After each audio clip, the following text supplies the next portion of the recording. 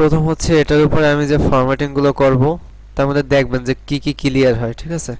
এটা মূলত clear formatting, তো আমি কিছু ফরম্যাটিং করি। এই যে যেমন কিছু ফরম্যাটিং করলাম, হ্যাঁ, এটা একটু বড় করলাম। এখন দেখেন ফরম্যাটিং গুলো কতটুকু ক্লিয়ার হয়। শুধু হাইলাইট কালারটা ক্লিয়ার হয় না, এছাড়া কিন্তু সব ক্লিয়ার হয়েছে। Control Z. মূলত ব্যাকগ্রাউন্ড কালারটা আর হাইলাইট কালারটা কাছাকাছি। হাইলাইট কালারটা আপনি নির্দিষ্ট যতটুকু সিলেক্ট করবেন ততটুকুর উপরে হাইলাইট কালারটা আসবে। আর ব্যাকগ্রাউন্ড কালারটা সিলেক্ট করতে হবে না, আপনার ব্যাকগ্রাউন্ড কালার অ্যাপ্লাই হয় সবসময় প্যারাগ্রাফের উপরে, ঠিক আছে। আপনার যেই প্যারাগ্রাফের ভিতরে মাউসটা থাকবে ওখানে মাউসটা রেখে আপনি হাইলাইট ব্যাকগ্রাউন্ড কালারটা দিলে ওই পুরো প্যারাগ্রাফের উপরে ব্যাকগ্রাউন্ড কালারটা আসবে। বুঝতে পারছেন? এখন এইখানে দেখেন, এইখানে কিন্তু এই লাইনটাই একটা প্যারাগ্রাফ, কারণ এতটুকু পরে একটা এন্টার প্রেস করা হয়েছে। ওকে, তাহলে এই লাইনটা কিন্তু এখানে একটা প্যারাগ্রাফ, তাহলে লাইনটার উপরে শুধু অ্যাপ্লাই হবে। আর এইখানে প্যারাগ্রাফ এই থেকে শুরু করে পুরোটাই প্যারাগ্রাফ ছিল। তাহলে দেখেন যেহেতু প্যারাগ্রাফ গ্রুপের ভিতরে আছে এই কারণে আপনার এই কমান্ডটা অ্যাপ্লাই হবে পুরো প্যারাগ্রাফের উপরে। কিন্তু আমি এখানে কার্সর রেখে এখানে হাইলাইট কালার দেই, দেখেন তো কোনো কালার হয় কিনা। এখন এই যে হাইলাইট একটা পেন আসছে, অর্থাৎ এই পেন থেকে আমি যতটুকু সিলেক্ট করবো ততটুকু হাইলাইটারটা আসবে।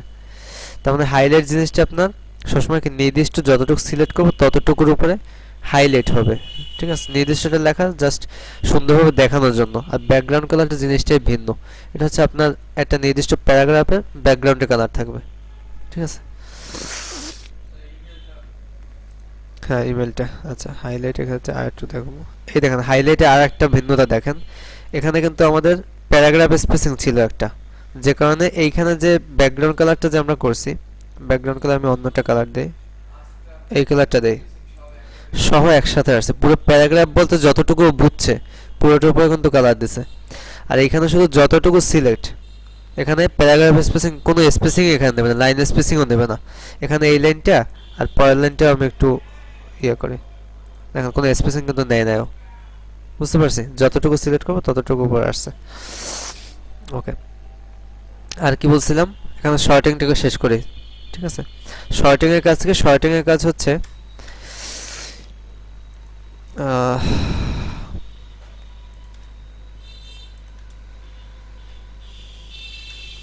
শর্টিং মানে হলো সাজানো, বুঝতে পারছি, সিরিয়াল বাই সিরিয়াল সাজানো।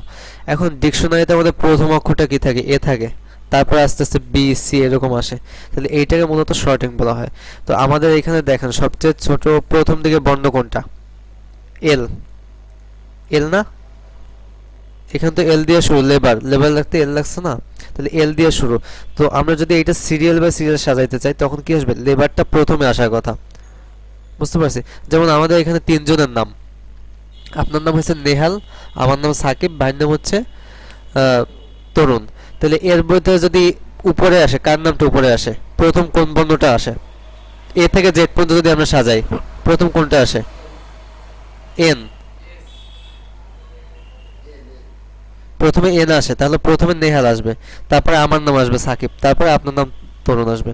এখন এইটা এ থেকে জেড পর্যন্ত যদি সাজায়, আবার জেড থেকে এ পর্যন্ত উল্টাভাবে যদি সাজাই, তাহলে উপরে আসবে কি আপনার নাম তরুণ, তারপরে আসবে সাকিব, তারপরে আসবে নেহাল। তাহলে এই যে সিরিয়াল বাই সিরিয়াল যে সাজানো, এবং এইখানে দেখেন আইকনটা দেখে বুঝবেন এ আছে উপরে, জেড আছে নিচে, এবং উপর থেকে নিচের দিকে তীর চিহ্ন দেয়া। তার মানে কি আমাদের কিছু লিস্ট, অর্থাৎ কোন লিস্টের ক্ষেত্রে এটা সাধারণত অ্যাপ্লাই করা হয়। একটা লিস্টের মধ্যে আমরা যে লিস্টের কোন বর্ণ শুরুর দিকে সেই বর্ণগুলো যে উপরে রাখি, ঠিক আছে, আর বাকিগুলো হোয়াট, হ্যাঁ এখানেও কিন্তু এ থেকে জেড পর্যন্ত সাজানো। অল ফন্টের ক্ষেত্রে আসেন প্রথমে নাম্বারগুলো, তারপরে এ থেকে শুরু, ঠিক আছে, এরপরে এই যে বি, বি থেকে তারপরে সি, এরকম মানে শর্টিং করা। শর্টিং মানেই হচ্ছে এটা সিরিয়াল বাই সিরিয়াল সাজানো। তাহলে আমি এতটুকু জায়গার মধ্যে শর্টিং করবো, তো সেক্ষেত্রে প্রথম কোন বর্ণটা আসবে বলুন তো, লেবার আসবে, তারপরে পি আসবে, পি আসবে না, ফিজিক্যাল এক্সারসাইজ, তারপরে কি টু টেক, টু টেক আর ট্রাইবাল, এই দুইটার মধ্যে যেটা টু, প্রথমটা দুইটাতে টি প্রথমে, তাহলে এরপরে কি I, J K L M O P Q R, তাহলে টু আগে আসবে, তারপর এইটা আসবে, তাই না, যে ট্রাইবাল এক্সাম্পল, এরপরে ইউ ডব্লিউ এইভাবে আসবে। তো আমরা সিরিয়ালটা একটু সাজাই। অ্যাসেন্ডিং, অ্যাসেন্ডিং মানে হচ্ছে এ থেকে জেড পর্যন্ত ওই সিরিয়াল আসবে, আর ডিসেন্ডিং মানে হচ্ছে জেড থেকে এর দিকে উল্টোভাবে যাবে। তো আমরা ওকে দিলাম। দেখেন প্রথমে কি আছে, লেবার, ফিজিক্যাল এক্সারসাইজ, টু টেক, তারপরে এটা, এরপরে হুইচ অফ দ্য যা যা লেখা ছিল আর কি, বুঝতে পারছি। আবার এই শর্টিংয়ে গিয়ে যদি আমরা এইভাবে উল্টোভাবে সাজাই, ডিসেন্ডিংয়ে সাজাই, তাহলে দেখেন নিচেরটা উপরে আসছে, এইভাবে আসছে। তো এটা সাধারণত আমরা যখন লিস্ট তৈরি করবো তখন এগুলো লাগবে, এটা তো নর্মাল কাজে লাগবে না, ঠিক আছে। এখান থেকে যখন লিস্টে আসবো তখন ওইভাবে সাজাবো আমরা। তো এই হলো শর্টিং। আচ্ছা, এরপরে আর কি ছিল বাকি? আচ্ছা, এখন আমরা একটু গুগল অ্যাকাউন্টে ঢুকি। দেখেন আমরা যখন অ্যাকাউন্টে ঢুকবো, গুগল অ্যাকাউন্টে এই যে প্রোফাইল পিকচারের উপর ক্লিক করে ম্যানেজ ইওর গুগল অ্যাকাউন্ট, ঠিক আছে। লগ ইন করার পরে অবশ্যই, লগ ইন না করলে আমরা অ্যাকাউন্টে সেটিং করতে পারবো না, ঠিক আছে। ম্যানেজ ইওর গুগল অ্যাকাউন্ট, এরপরে আসেন এখান থেকে আমরা অ্যাকাউন্টটা যেভাবে সেটিং করবো আর কি, আমাদের এখানে প্রোফাইল পিকচার সেটিং করতে পারি, নামটা চেঞ্জ করতে পারবো, ঠিক আছে। এখানে বার্থডে চেঞ্জ করতে পারবো, জেন্ডার ইত্যাদি। শুধু ইমেলটা চেঞ্জ করতে পারবো না, কারণ এইটা কি, আমার যে ইমেলটা দেওয়া হয়েছে ওইটা চেঞ্জ করা যাবে না। কি? হ্যাঁ, আমি বলি সবগুলোই হচ্ছে ইমেল। এর মধ্যে গুগল যে ইমেলটা তৈরি করছে ওর নাম দিয়েছে জিমেল। ইয়াহু যে ইমেলটা তৈরি করছে সিস্টেমটা, ওইটাকে বলা হয়েছে কি, ইয়াহু মেল, ঠিক আছে। আউটলুক যেটা তৈরি করছে ওটা আউটলুক দিয়েছে। জাস্ট গ্রামীণ ফোন, এয়ারটেল, রবি সবগুলোই নাম্বার, সবগুলোই একই সার্ভিস দেবে আপনাকে। হ্যাঁ, এটা কোড ভিন্ন দিয়া, ঠিক আছে, কারণ ওকে তো একটা অ্যাড্রেসে যাইতে হবে। আমি অনলাইনেও যখন কাউকে মেল পাঠাবো, ওকে তো নির্দিষ্ট একটা অ্যাড্রেসে যাইতে হবে। এই জন্য গুগল জিমেল বানাই নিয়েছে, yahoo@yahoo.com বানাই নিয়েছে। ওকে, এই হচ্ছে বিষয়। তো আপনার যে বিষয়গুলো আপনার থাকলে আর কি আপনি রিকভারি করতে পারবেন, সেটা হচ্ছে দেখেন সিকিউরিটির ভিতরে আমরা আসি। সিকিউরিটির ভিতরে এই যে দেখেন how you sign in Google. এখন এইখানে যদি আপনার রিকভারি ফোন, আমার একটা নাম্বার দেওয়া আছে, বাট এটাও মেবি আপনার ভেরিফাই করা নাই, ঠিক আছে, ভেরিফাই করা নাই মেবি নাম্বারটা। তো এখান থেকে ওই নাম্বারটা যদি ভেরিফাই করা থাকে তখন আমি রিকভারি করতে পারবো নাম্বার দিয়ে, বুঝছি। কারণ এখানে ফরগট পাসওয়ার্ড দেবো, ফরগট পাসওয়ার্ড দিলে ও বলবে তাহলে এই নাম্বারটা আমাদের কাছে আছে, এই নামে আমি একটু ওটিপি পাঠাইতেছি। হ্যাঁ, আপনার যদি হারাই ফেলেন, পাসওয়ার্ড হারাই ফেলেন, পাসওয়ার্ডটা উদ্ধার করার সময় আপনাকে একটা আইডেন্টিটি দিতে হবে, যেই ডাটাটা আপনার এখানে ভেরিফাই করা আছে, ঠিক আছে। যেমন আপনার ওই যে ব্যাংকে অ্যাকাউন্ট খুললে আপনার ইয়ে চায় না, সাথে নমিনি চায়, যে আপনি টাকাটা যদি না থাকে তাহলে এটা কার কাছে আমি দেবো, কে নেবে। তাহলে এখানে আপনার যদি আপনি একটা পাসওয়ার্ড দিয়ে আপনার আইডিটাকে সিকিউর করেছেন, পাসওয়ার্ডটা যদি তাকে না দিতে পারেন আপনি, তাহলে ওইটা কিভাবে ম্যানেজ করবেন? তাহলে আপনি এখানে আরো কিছু ডাটা দিয়ে রাখতে পারেন, যেমন ফোন নাম্বার দিতে পারেন, আপনার ইমেল দিতে পারেন, অবশ্যই ভেরিফাই করে দিতে হবে, ঠিক আছে। তাহলে ডাটা দিয়ে রাখলে ওরা বলবে, তখন অনেকগুলো অপশন দাঁড় করবে। যদি ফোন নাম্বার শুধু দেন তাহলে তো শুধু ফোনেই মেসেজ পাঠাবে। যদি এমন থাকে ফোন নাম্বার দেয়া আছে, ইমেল দেয়া আছে ভেরিফাইড, আরও কিছু দেয়া আছে, যে গুগল ক্রোম দেখতেছেন, ঠিক আছে, গুগল ক্রোম দেখতেছেন, টু স্টেপ ভেরিফিকেশন দেখতেছেন, বা পাস কি দেখতেছেন, এগুলো যদি থাকে তখন ওই সবগুলো অপশনও দেখাবে যে এর মধ্যে তুমি কোনটা চাও। কিন্তু যদি একটা, তাহলে তো আপনার এরকম ঝামেলা হবে, তাহলে তো ঝামেলা এরকম হবে, ওইটা রিকভারি করতে পারবেন না। তো ওই ডিভাইসে লগ ইন করা থাকলে পারবেন, তাহলে লগ ইন করা থাকলে ওখান থেকে পাসওয়ার্ডটা সেট করে নেবেন, ওখান থেকে এই যে এইভাবে আসবেন, এই যে অ্যাকাউন্টের ভিতরে। হ্যাঁ, হ্যাঁ,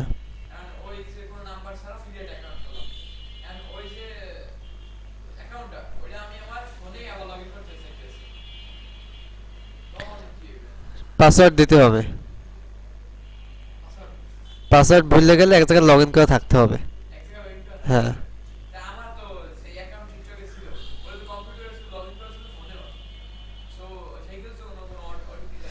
এই যে দেখেন আমি এইখানে আসি, আমার এখান থেকে তো গুগল অ্যাকাউন্ট ম্যানেজমেন্টে আসতে হবে, এটা তো বুঝছেন। আসার পরে আপনি এই যে সিকিউরিটির ভিতরে আসেন, এখান থেকে আপনার পাসওয়ার্ড চেঞ্জের একটা অপশন আছে, ওইটা দেখাচ্ছি। না, এটা পাসওয়ার্ড ম্যানেজার, এটা না, পাসওয়ার্ড সেখান থেকে চেঞ্জ করতে দেবে। টু কন্টিনিউ, আচ্ছা এটা অপশন গেলাম, এই যে দেখেন পাসওয়ার্ড, ঠিক আছে। এখান থেকে আপনি পাসওয়ার্ডটা চেঞ্জ করবেন। অবশ্যই তাতেও আগের পাসওয়ার্ড লাগবে, ঠিক আছে। আর আগের পাসওয়ার্ড ভুলে গেলে তখন হয়তো আপনাকে এখানে একটা অপশন দিতে পারে যে আপনি, হ্যাঁ, ইউজ ইউর পাস কি বা অন্য কিছু যদি আপনার অপশন থাকে বা এইখানে, তাহলে ওর কাছে মনে হয় আর কিছু নাই, ওই যে আর কোনো অপশন নাই ওর।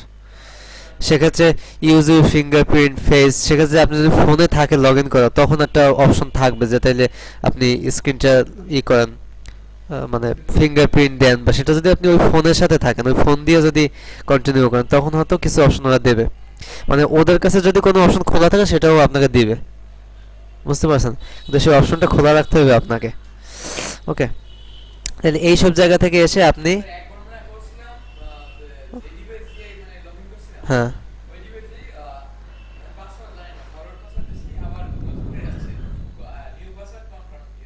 হ্যাঁ সেটাও আসে, লগ ইন করা থাকলে সেটাও আসে, চায় না, সবসময় চায় না, সেটা আপনার ফোন দিয়ে দেখতে হবে, বুঝতে পারছেন?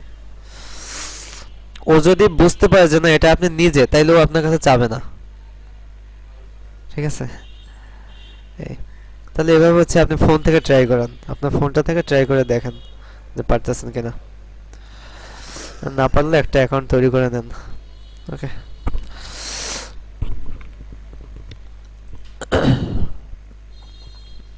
আচ্ছা, এরপরে এই যে দেখেন কিছু স্টাইল দেয়া আছে মাইক্রোসফট ওয়ার্ডে, ঠিক আছে? হ্যাঁ, না ওয়ার্ডে আলাদা স্লাইড পাবেন। ওয়ার্ড এবং পাওয়ার পয়েন্ট দুইটা ভিন্ন, ওখানে কাজ করার সময় স্লাইডের উপরে, আর এখানে কাজ করে একটা পেজের উপরে। পেজ আলাদা মার্জিন থাকবে, এর ভিতরে লেখা থাকবে, আর ওইখানে আপনি আলাদা মার্জিন দিতে পারবেন না, ওখানে আপনার টেক্সট বক্স নিয়ে নিয়ে কাজ করতে হবে। একটা বক্স নেবেন, ওর ভিতরে ভিতরে টেক্সট লিখতে হবে। হ্যাঁ, জিনিসটা ওরকম আলাদা স্লাইডের উপরেই কাজ করতে হয়। আর এখানে কাজ করতে হয় পেজের উপরে, আর এক্সেলে কাজ করতে হয় শিটের উপরে, ঠিক আছে? প্রত্যেকটা সফটওয়্যার সিস্টেমে ভিন্ন। ওকে, হ্যাঁ এটা তৈরি করেছে, তবে এখানে হ্যাঁ ওইভাবে আমরা এমনিতে মনে করেন এই পেজটা শেষ হয়েছে, তো এখান থেকে আমরা নতুন পেজে কিভাবে আসবো, এন্টার দিয়ে দিয়ে আসবো, তাই না? এন্টার এভাবে দিয়ে দিয়ে তারপর নতুন পেজে আসবো। কিন্তু এটা ছাড়া আপনি, তাতে তো একদম নতুন একটা ফাইল গিয়ে ওপেন হবে পেজ লেআউটে, এখান থেকে ইনসার্টে। হ্যাঁ এইটাই বলছি যে ব্ল্যাঙ্ক একটা পেজ দিলে নতুন একটা পেজ আসবে, এতটুকু করা যায়, ঠিক আছে? এতটুকু করতে পারবেন। এই যে এক নম্বর পেজে আছে। আচ্ছা, এখন এই যে স্টাইলের ভিতরে কাজটা কি, এটা হচ্ছে আমরা এতক্ষণ যে স্টাইলগুলো করছি না, এই স্টাইলগুলো মিলাইয়ে ও কিছু হচ্ছে স্টাইল সাজাইছে, বুঝছে? না ওরকম না, এটা হচ্ছে আপনার জাস্ট মনে করেন ও এইটা এইটা যদি আমি দেই, তাহলে এটা কি করছে, লেখাটা নির্দিষ্ট একটা সাইজ দিছে, ঠিক আছে? আবার একটা হেডিং টাইপের দিছে, এই যে ক্যাম্বিয়ার হেডিং একটা ফন্ট দিছে, অর্থাৎ নির্দিষ্ট ফন্ট নির্দিষ্ট কালার দিয়ে দিয়ে তারপর সাজাইছে। এখন এটা হলো যারা সাধারণত পারে না, ঠিক আছে, এগুলো ব্যবহার পারে না, তারা কি করবে, কিছু কিছু লেখা আলাদা আলাদা ডিজাইন করতে চায়, এইটাকে ভিন্ন একটা ডিজাইন করবে, এই ডিজাইনটা করলো এটা, ঠিক আছে? এতটুকু এই ডিজাইনটা করলো, এইটা একটা ডিজাইন করলো, এইটা আবার ভিন্ন একটা ডিজাইন করলো, ঠিক আছে? এইটা অ্যাকচুয়ালি যারা ব্যবহার তেমন একটা করে না তাদের জন্য এগুলো, তবে আপনাদের জন্য কিছু কিছু পারপাসে লাগবে, ঠিক আছে? কিছু কিছু পারপাসে এগুলো ইউজ করতে পারবেন। যেমন মনে করেন আপনি সাপোজ ওয়ার্ড থেকে আপনি একটা ফাইল পাওয়ার পয়েন্টে নেবেন, ঠিক আছে? একটা file word to PowerPoint convert করবেন। এখন আপনার অনেকগুলো পেজ লেখা আছে, মনে করেন 100 এমসিকিউ দেওয়া আছে, ঠিক আছে? তো ওই যে যখন কনভার্ট করবেন তখন কনভার্টের সময় দেখা যায় এগুলো লাগে, বা এর বাইরেও অনেক কাজে আপনি ট্রিক্স তো অভাব নাই ভাই। ট্রিক্স যদি আপনি খুঁজেন ইউটিউবে, বহু ট্রিক্স পাবেন, শর্টকাট ট্রিক্সে বহুত কাজে ব্যবহার হয়। তো ওই ব্যবহার মনে করেন যে সাপোজ 1 নাম্বার কোশ্চেন, হ্যাঁ 1 নাম্বার কোশ্চেন আমি দিলাম, এটা হচ্ছে আপনার কোশ্চেন, ওকে? আর এখানে হচ্ছে সাপোজ এমসিকিউ গুলো, ট্যাব দিয়ে বি প্রেস করলাম, এখানে মনে করেন যে অপশনগুলো এখানে আছে, বুঝতে পারছি? এ বি সি ডি এভাবে আছে।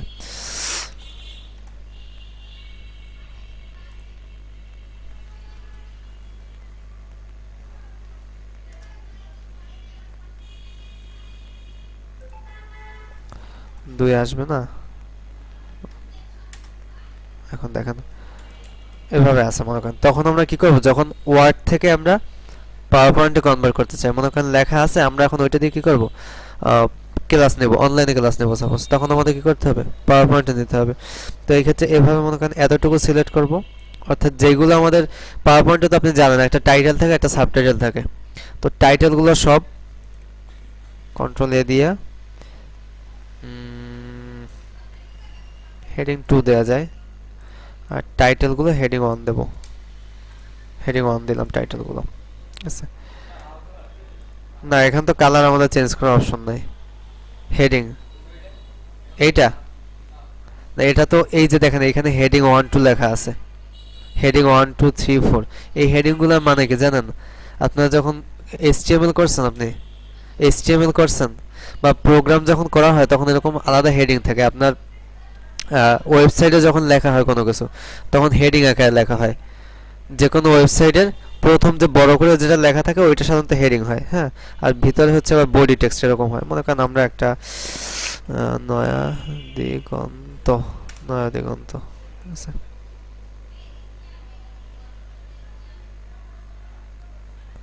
এইটা তো হেডিং তাই না,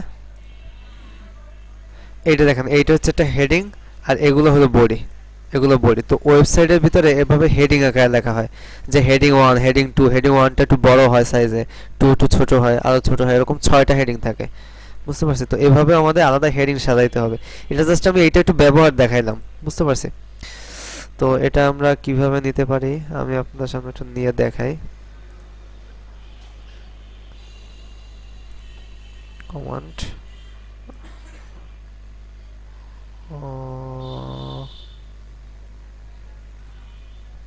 rs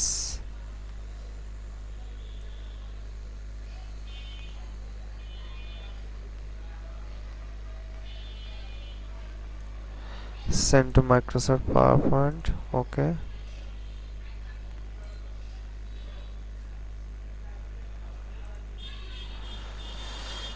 Oh,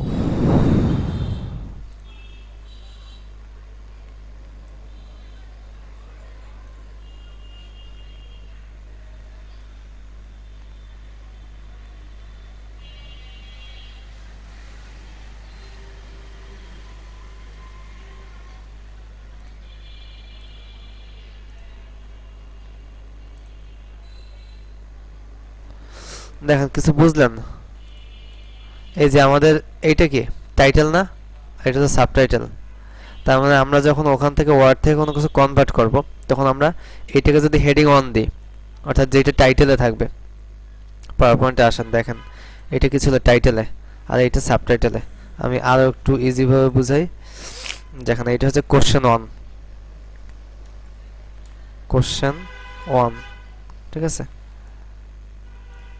এটা দিলাম 1,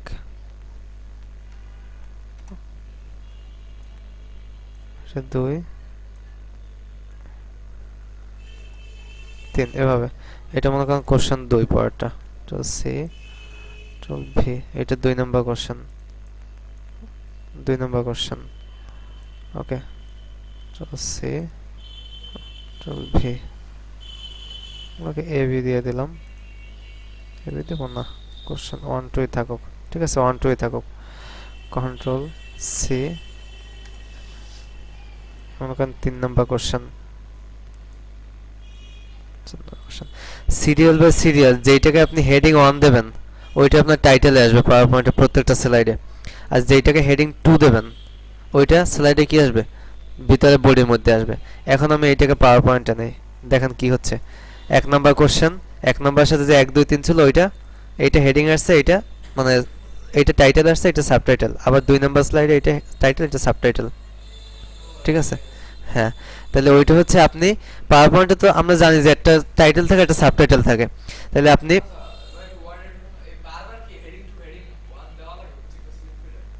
এটা যদি আপনি কনভার্ট করতে চান তখন তো কষ্ট করতে হবে, কনভার্ট করতে চান ওয়ার্ড থেকে পাওয়ার পয়েন্টে কনভার্ট করতে চান তখন, তাহলে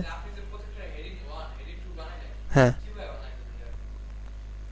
এইমাত্র, এইমাত্র আমার এইটা হেডিং বানানোই ছিল 1, এটা 2 ছিল, আমি শুধু কপি করে পেস্ট করছি। কই 3 4 না তো, এটা হেডিং 3 4 না, এটা আমার কোশ্চেন 3 নাম্বার 4 নাম্বার, হেডিং তো এটা একই। হ্যাঁ শুধু এটা কাটতে লাগছে, এতটুকু আমি কপি করলাম, ঠিক আছে, কন্ট্রোল সি, কন্ট্রোল ভি, আমি এতটুকু শুধু 5 দিলাম আর এটা 6 দিলাম, 6 এইভাবে কর। পাওয়ার পয়েন্টে দেখবেন সেটা। আচ্ছা এইখানে এই অপশনটা আনতে হবে, প্রথম কথা হচ্ছে এই অপশনটা আনতে হবে, এটা আনাটা দেখাবো না, এটা ওখানে থাকে না এভাবে। এখানে ক্লিক করলে পাওয়ার পয়েন্টে চলে আসবে। এখন পাওয়ার পয়েন্টে আনার আগে আপনাকে সিলেক্ট করতে হবে, এটা সবসময় যে আপনি এরকম কোশ্চেন নিয়ে আসবেন বিষয়টা কিন্তু এমন না, ঠিক আছে, আপনার অন্য কোনো লেখা থাকতে পারে, যে কোনো লেখা আপনার এখানে থাকতে পারে, কিন্তু এটা হচ্ছে কনভার্টার সিস্টেম, ওয়ার্ড থেকে পাওয়ার পয়েন্টে কনভার্টার সিস্টেম। ওকে, আপনার এখানে যে লেখাই আছে না কেন প্রথমে, এখন অনেক লেখা আছে, ঠিক আছে, ধরলাম অনেক লেখা। এখন এইটার হেডিংয়ে কতটুকু থাকবে, এতটুকু থাকবে হেডিংয়ে, এতটুকু থাকবে মনে করেন বডিতে, ঠিক আছে। আবার এইটা হচ্ছে 2 নম্বর স্লাইডে, 2 নম্বর স্লাইডে এতটুকু হেডিং, এতটুকু হেডিং আর এতটুকু বডি। তাহলে হেডিং যেটা ওইটা হেডিং 1 থাকবে, আর বডি যেটা ওইটা এই যে সিলেক্ট করলাম, হেডিং 2 দিয়ে দিলাম, যেটা বডিতে থাকবে, আর যেটা হেডিংয়ে থাকবে ওইটা হেডিংয়ে। তাহলে দেখেন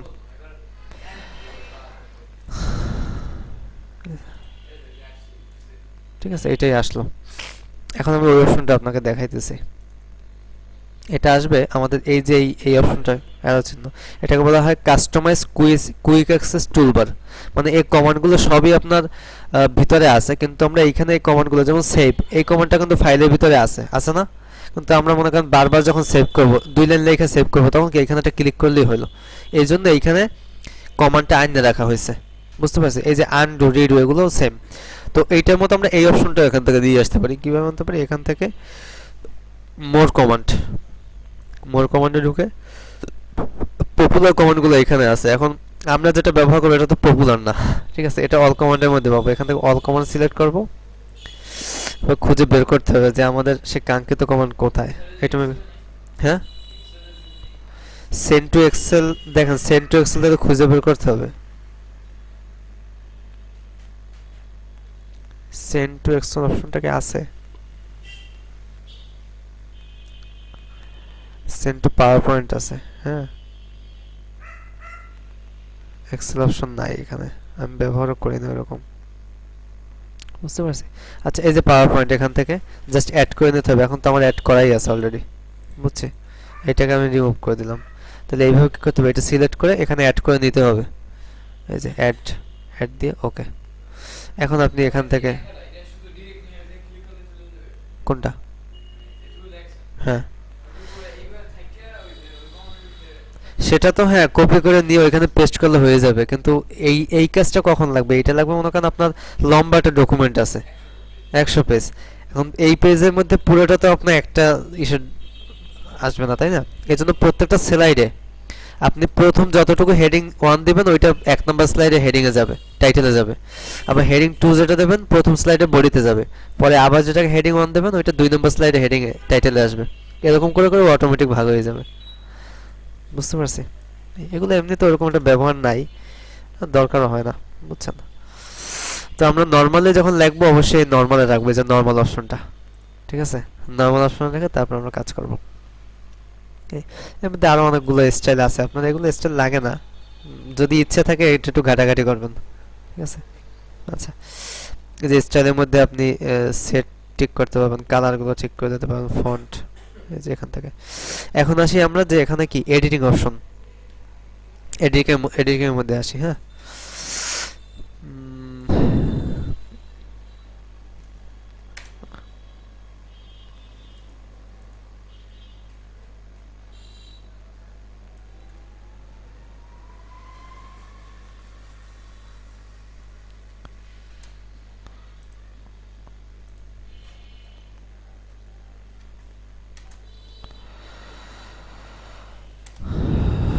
আচ্ছা এই যে আমাদের লেখাটা, এর মধ্যে থেকে আমি কোনো একটা লেখা খুঁজে বের করতে চাইতেছি, যে এর মধ্যে সাপোজ বরিশাল লেখা আছে, ঠিক আছে, মনে করেন এইটা এসে বরিশাল লেখা, LOREM বরিশাল লেখা আমার, ঠিক আছে। তাহলে আমার এই লেখার ভিতরে কোনো একটা লেখা আমি খুঁজে বের করতে চাই যে এটা কয়বার লেখা আছে। হ্যাঁ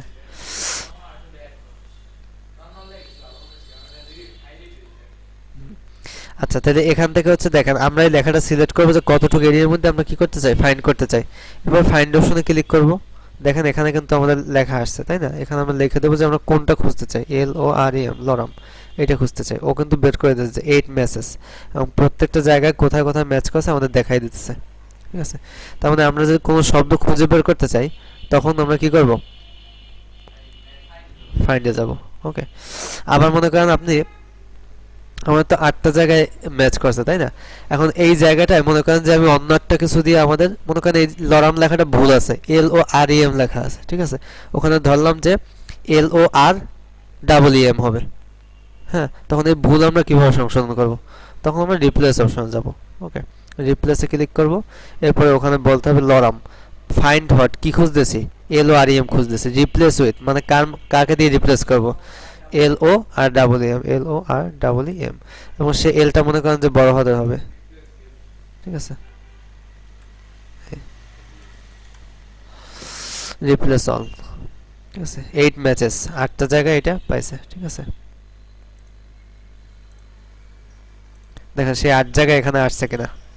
এখন যদি আমি ফাইন্ড করি সবগুলো, ফাইন্ডের মধ্যে আসি, LOREM লরাম নামে কিছু পাইতেছি, নো ম্যাচেস পাচ্ছি না, EM 8 ম্যাচেস।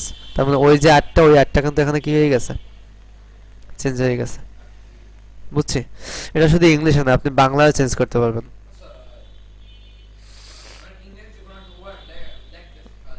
হ্যাঁ, এটা অটো কারেক্ট অপশন, এখানে যে কারেকশন অপশনগুলো আছে ফাইলের মধ্যে থেকে অপশন, এখান থেকে যে প্রুফ রিডিং, অটো কারেক্ট অপশনগুলো সব অন করে দেবেন। এখান থেকে অটো কারেক্ট এগুলো অন করে ওকে দিয়ে দেবেন, ঠিক আছে? কিন্তু এগুলো আবার অন রাখা হয় না এই কারণে, কারণ অনেক ওয়ার্ড আছে যেগুলো ও চেনে না। হ্যাঁ, আবার অটো চেঞ্জও করে দেবে ও। আর বাংলা লাগতে তো দেখবেন সব চেঞ্জ করে দেয়, ঠিক আছে? বাংলা লাগলে সব অটো চেঞ্জ করে দেবে, তখন ঝামেলা। এই জন্য এটা, এই অটো কারেকশন অপশন বন্ধ। হ্যাঁ, নিউজ লিখতেছেন তাই? হ্যাঁ, তখন অন করে নিতে পারেন, তখন নিতে পারেন, সমস্যা নাই, বুঝছেন? আর ইন্টারন্যাশনাল নিউজ যখন লিখবেন সেটা তো অবশ্যই ইংলিশে লিখবেন। ইংলিশে গিয়ে আপনি ডিরেক্ট গুগল ডক্সে ঢুকবেন, গুগল ডক্স থেকে লিখবেন। ওই যে গ্রামারলি একটা এক্সটেনশন নিয়ে এখানে গুগল ক্রোমে একটা এক্সটেনশন দেবেন গ্রামারলি, নিয়ে তারপরে আপনি এখান থেকে গুগল ডক্সে গিয়ে ডক্সে লিখবেন, দেখবেন ও আপনাকে অটো কারেক্ট করে দিতেছে। হ্যাঁ, এই যে ডক্সের মধ্যে গিয়ে লিখবেন। আমার এটা তো আমি ইউজ করি না, এটা তো ওই অফিসের কাজে ব্যবহার করা হয়, ঠিক আছে? এখানে আপনি যা যা লিখবেন অটো কারেক্ট করে দেবে। এই যে এখানে কিন্তু আপনাকে দেখাইতেছে মেবি ভুলটা, তাই না?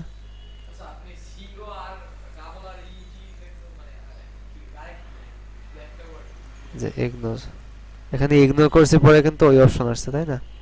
আচ্ছা, কারেক্ট লাগবো, তাই লিখলাম, কারেক্ট লিখলাম। এই যে দাগ আসছে, লাল দাগ, এখন আবার কারেক্ট দেখাই দিতেছে, ঠিক আছে? এটা হচ্ছে, হ্যাঁ, না অটো তো, এই যে দেখেন আমার সি আবার বড় হাতের আসছে। ওকে, অটো ঠিক করবে না, কারণ অটো তো এখানে সেট করা নাই, এটা গুগল ডক্সে, তো গুগল ডক্স তো অত আপডেট না, ঠিক আছে? এখানে আপনি দেখতে পারেন যে কি কি অপশন ওদের সেট আপ করা আছে। এটা মেবি আছে আপনার,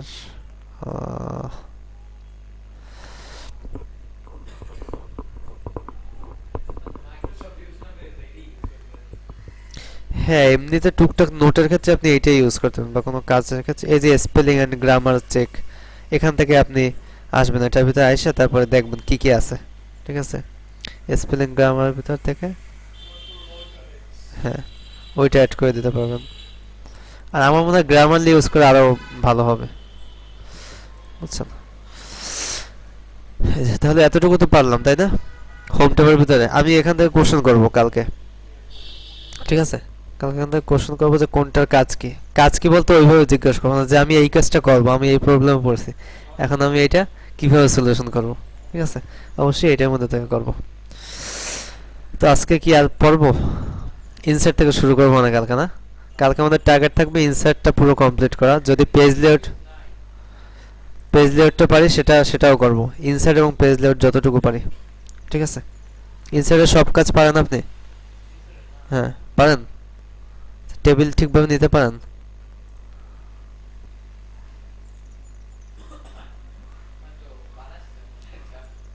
এইখানে আমি নিচে নতুন দুইটা রো অ্যাড করব। কিভাবে করব? হ্যাঁ, হোমে। আচ্ছা, আসলাম হোমে। এইটা হ্যাঁ, তারপর আমার এখানে রো আছে কয়টা? 5টা। আমার নিচে আরো কয়টা লাগবে? হ্যাঁ, 2টা বা 3টা, যে কয়টা নেন। কেমনে নেব?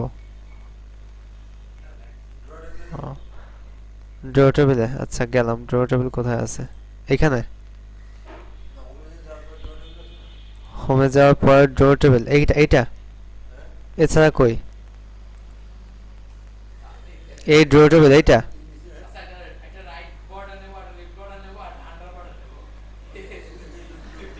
ওগুলো তো জোড়াতালি দেয়া কাজ।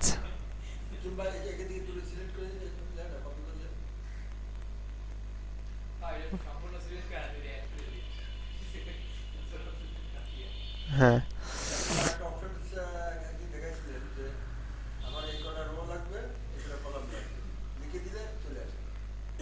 আসছে, এখন আসছে। আমি ডান সাইডে আর 2টা কলাম নেব। এই যে আসছে। এই তো এইভাবে নিতে হবে। ডিলিট করব 2টা কলাম। কেমনে বলেন? হুম, রাইট বাটনে ক্লিক করব, করলে ডিলিট কলামস। এই তো ডিলিট কলাম।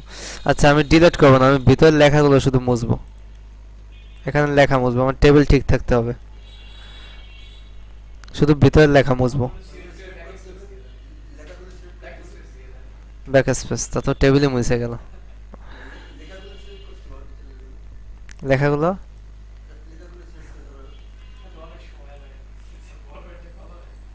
এই যে, এটা তো টেবিল ছোট দেখে পারতেছেন।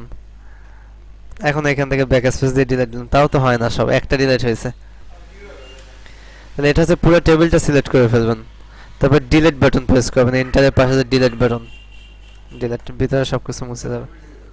টেবিল থাকবে, শুধু লেখা মুছবে। হ্যাঁ, হ্যাঁ,